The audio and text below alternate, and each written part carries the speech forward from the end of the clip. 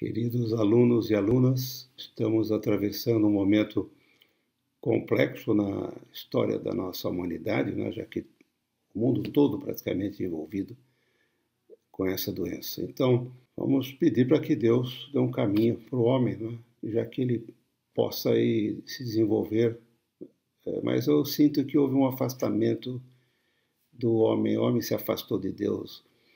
O homem se acha dono da verdade, acaba criando a ciência como substituição da condição humana. Então é preciso refletir nesses momentos sobre o que está acontecendo com a ciência, com o homem, né? O valor principal, né, da condição humana e do direito é o ser humano.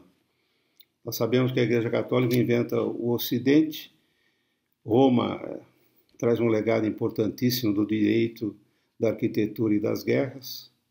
E em nosso país, principalmente, a criação pela Igreja Católica das faculdades de Direito, tanto em Olinda, no Mosteiro Beneditino de Olinda, pelos monges beneditinos, e aqui em São Paulo, né, pelos franciscanos, a Faculdade de Direito de São Francisco em São Paulo, que depois é transferida para Bragança Paulista e agora está entre nós também. Isso aconteceu em 11 de agosto de 1827, foi Dom Pedro I, o patrono da criação dessas faculdades de direito.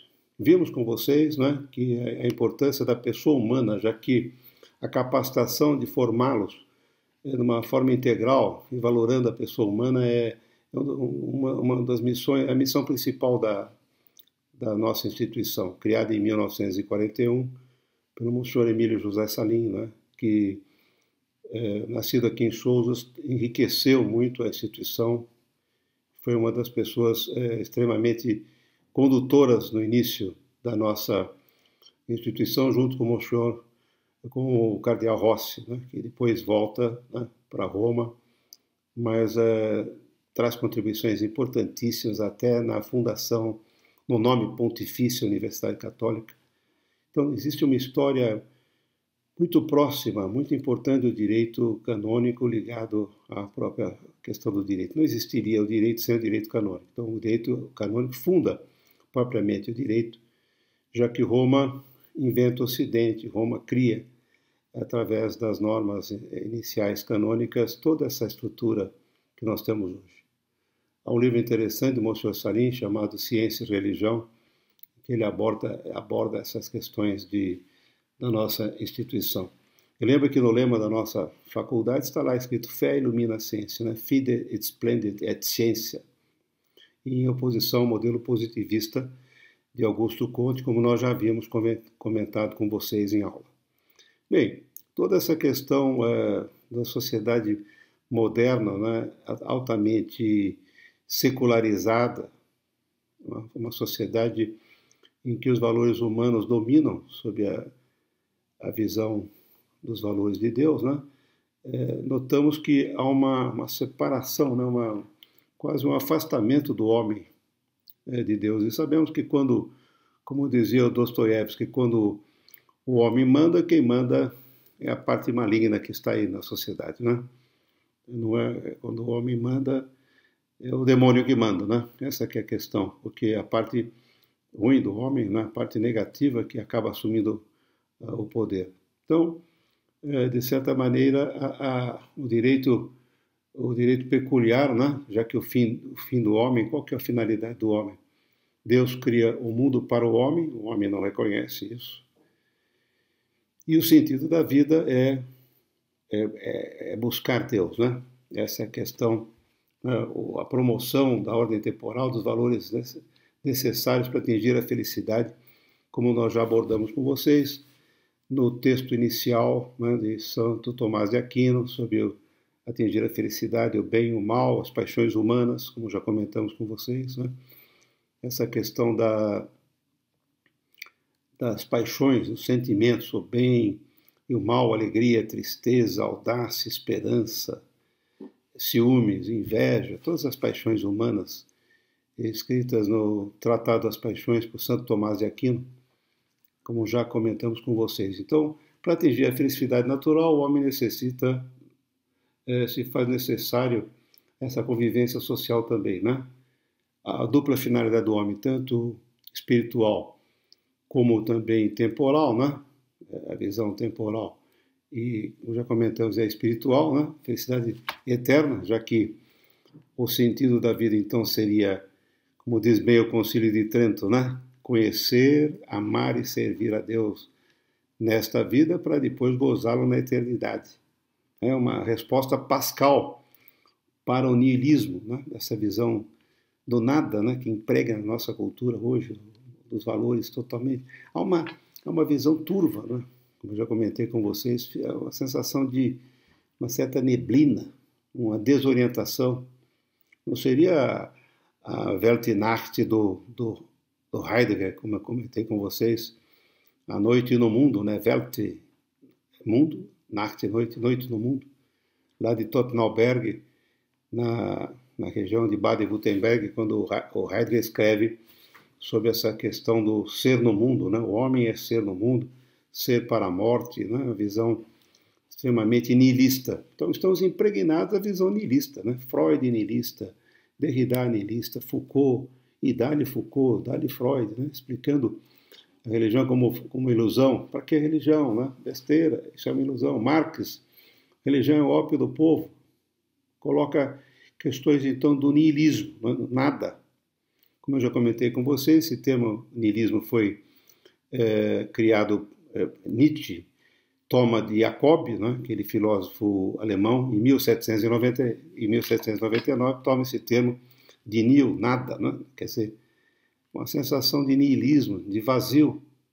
Jacob, então, escreve, né, fé e niilismo, né, também essas questões do que o Nietzsche depois vai retomar de uma maneira complexa. Eu até relembro com vocês a música Also Sprach Zarathustra, né? O texto, a música do Richard Strauss. Mostramos em aula para vocês essa música muito interessante, né? Mostrando no Also Sprach Zarathustra o homem atado entre o homem e o além do homem, né? Sempre uma prisão na própria condição humana. Então, essa questão da saída, qual seria a saída? O Freud propõe a eutanásia, né? Porque o Freud acaba, a palavra eutanatos em grego é morte, eutanásia né? Quer dizer, a boa morte. Ele está com câncer de boca, fumava 30 charutos por dia, ele acaba aceitando aí que a filha, né, como Max Schur, aplique a morfina, que é uma saída, então é a morte é uma saída. Então, alguns sintomas do niilismo moderno, como eu já falei para vocês, né? A depressão, né? Como eu já comentei com vocês, 25% a 30% da população tem depressão, e depressões não são depressões como nós temos aí de ficarmos agora no isolamento aí, enfim, né, deprimidos porque estamos contidos, mas de certa forma como depressões de 4 a 5 anos, pessoas que estão tomando essas drogas lorazepam, diazepam, a vida inteira, né, contra a questão do niilismo, de nihil, né, nada, né, essa questão da depressão, né. Os ricos de tédio, né, tem depressão por tédio. E os pobres, a questão sofrem pela miséria, né, o rico sofre de tédio, né, porque não sabe mais onde colocar a própria condição econômica que adquire. Então, é uma visão de conquistas econômicas somente, né, de percepções econômicas, né. O suicídio, né, também é outro sintoma do niilismo. Antigamente, o suicídio, como eu já comentei com vocês, era um sinal de covardia. Mas hoje, né, o cara se mata, a vida é tão bela, tanta coisa interessante que tem na vida. Monografia, OAB, não é verdade? Aula de direito canônico, não é mesmo? Porque dá uma arejada na questão normativista das outras áreas, embora o direito canônico seja normativista, há um certo arejamento, porque mostra uma cultura mais ampla. Eu tenho dito sempre para vocês essa questão do conhecimento de outras culturas. É fundamental até o conhecimento de outras línguas. Se vocês puderem estudar outras línguas, como eu tenho dito a vocês, vale a pena. Eu aprendi italiano aqui era um professor padre, que é ex-padre aqui da nossa PUC, já faleceu, o Mário Scolari, né, primo do Filipão, e as filhas dele continuam com a escola aqui na Rua dos Bandeirantes, aqui no Cambuí, né? Depois o Mário Scolari abandonou a igreja, quer dizer, saiu da igreja e casou, teve 2 filhas e continua o seu trabalho, né?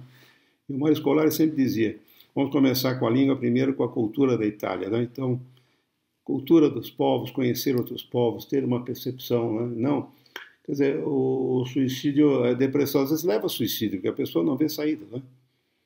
Uma terceira sintoma do niilismo, as drogas, uma saída fácil, né?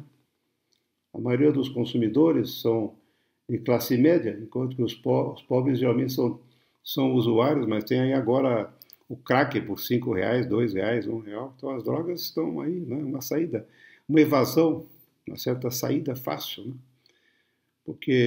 Mas as drogas estão aí, o café, o álcool, né? O cigarro, então, nicotina, né? É um interesse grande, né? Principalmente do álcool, né? Talvez a droga mais grave utilizada abertamente e legalizada é o álcool, né? Outro sintoma do niilismo é a desnatalidade. Para que pôr filho nesse mundo cruel, né? Na verdade, para que colocar filhos, colocar vida? Quer dizer, prega uma visão contra a própria condição da vida, não é mesmo? Quer dizer, por que isso? Porque não se busca. Filho é a razão maior da vida, a continuidade da vida, né? Nascem 90 mil pessoas por dia, morrem 180 mil, né? 190 mil por dia. A população humana hoje no nosso planeta está em 7,8 bilhões. Brasil com 212 milhões de habitantes, Campinas com 1.200.000 habitantes, São Paulo, o estado de São Paulo, 46 milhões. Na verdade, nós somos o 6º país mais populoso do mundo, atrás da China, Índia, Paquistão, né? Estados Unidos, o Brasil, 6º lugar, né? Paquistão, então são países que estão com a população, e não é muito populoso o Brasil. Dizem que no ano 2050 seremos 228 milhões de habitantes. Está havendo uma diminuição da natalidade. Então, a desnatalidade das crianças, né, que são um fundamento essencial, né, a perspectiva, né, de um filho. As pessoas ficam ameaçadas pelo padrão mesquinho da vida, né? Vou ter filho para quê? Agora não é hora, tenho que primeiro formar meu capital, minha riqueza. A maior riqueza é a família, né? Como é que a pessoa não pensa nisso? Outro sintoma de niilismo, como eu já comentei com vocês, é o sexo fácil, né? Nunca houve tanto sexo e tão pouca satisfação emocional, né? É uma banalização da sexualidade, né? O sexo está aí disponível, não é mesmo? O sexo aí em 99, aqui em Campinas e nas periferias aí, né? Essa questão outro sintoma de niilismo é a violência física, né? Mata porque te deu uma fechada, mata para pegar o celular. Netos matam os avós para ficarem com a pensão dos avós, né? Outro sintoma de niilismo, de nada, é a corrupção e a frivolização da vida, a vida frívola. Antigamente, essas revistas que nós líamos, Veja, Isto É, Época, eram revistas que traziam conteúdos bons. Hoje é uma frivolização, né? Quem deu uma festa em tal lugar, né? Deu uma festa lá no Castelo do Cais, quanta bobagem, quanta frivolização. Qual que é o sentido da vida realmente, né? E os valores éticos, como eu disse para vocês, na Bolsa dos Valores, os valores éticos em decadência e os valores propriamente ditos, valores materiais estão em alta, né? Na Bolsa de Valores, os valores éticos em decadência e os valores materiais em alta. Então, uma série de autores, né, mostrando essa questão também, né, do niilismo, do nada, né?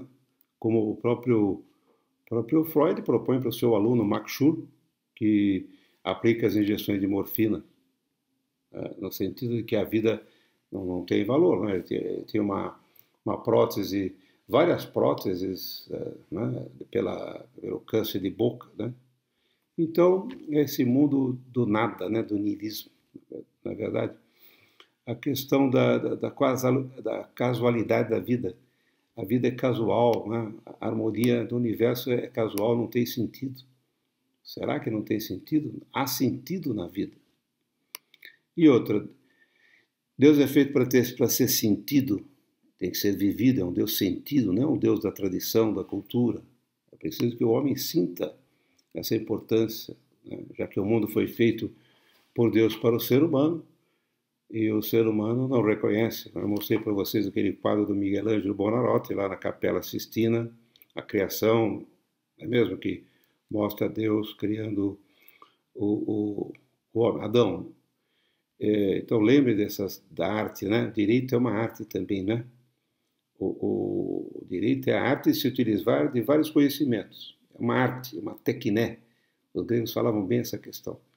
Mas lembrando, como diz o Dostoiévski, quando o homem manda, quem manda é a parte ruim que está dentro do homem, né? Então, esses sintomas de depressão, suicídio, desnatalidade, drogas, banalização e sexo fácil, violência, frivolização, né?